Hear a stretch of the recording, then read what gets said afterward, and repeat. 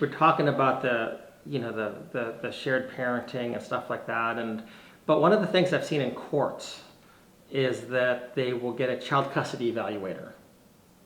And the child custody evaluator, as I understand it, is to determine which parent is the better parent, to make a recommendation to the judge.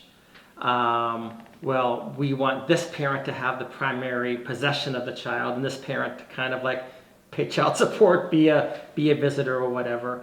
Have you had any experience with that? I have. I think one of the important things to keep in mind is that if there is a child custody or other professional assigned to the case, that they become an agent of the court. Mm-hmm. They're not an agent of the parents, and they're not an agent of the child. Mm-hmm. They're an agent of the court. Mm-hmm.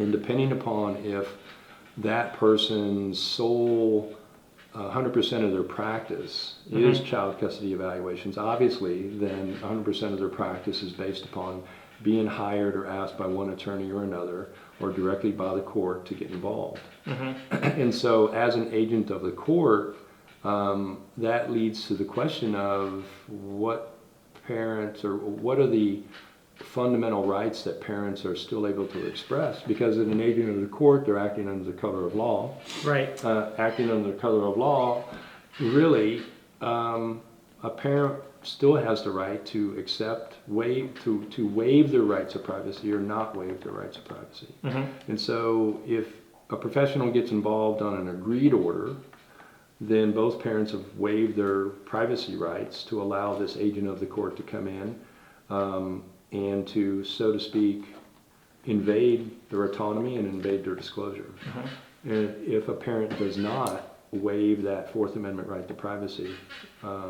then they should not be allowed to come in. So with regard to, you mentioned the term professional a few times. Mm-hmm. Is there professional certifications behind becoming a child custody evaluator? I've heard some pretty horrendous stories. Mm-hmm.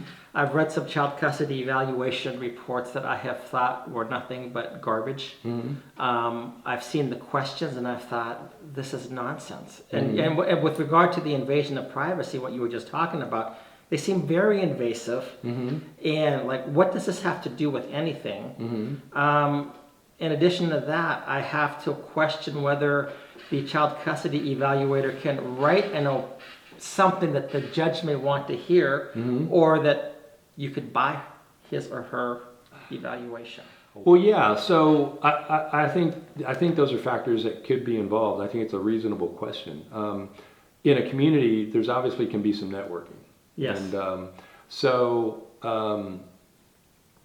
if, let's say, a judge in a community had previously been a practicing attorney for several years as family law attorney, mm-hmm. well, naturally, for several years, they're going to be networking among other attorneys. They're mm-hmm. going to be networking among other professionals involved in the divorce industry, so to speak. Mm-hmm. And let's say that attorney then becomes a judge in the same community, mm-hmm.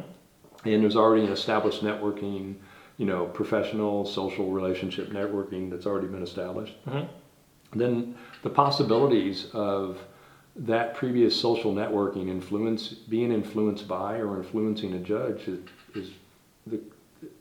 is possibly there. Is more than possible. I think it's very possible. Yeah. So go ahead. No, but and the reason I was at you probably are familiar with Jeff Younger's case and what took place up there and everything, but there was a child custody evaluator. I think that's who he was.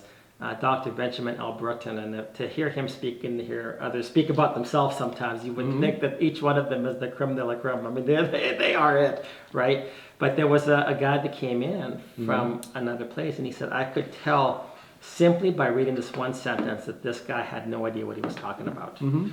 And so that, it comes down, and I think that L. Bruton was actually trained mm-hmm. somewhat, but mm-hmm. You're like, how did they get it so wrong that they had no idea what they were talking about? Mm-hmm. And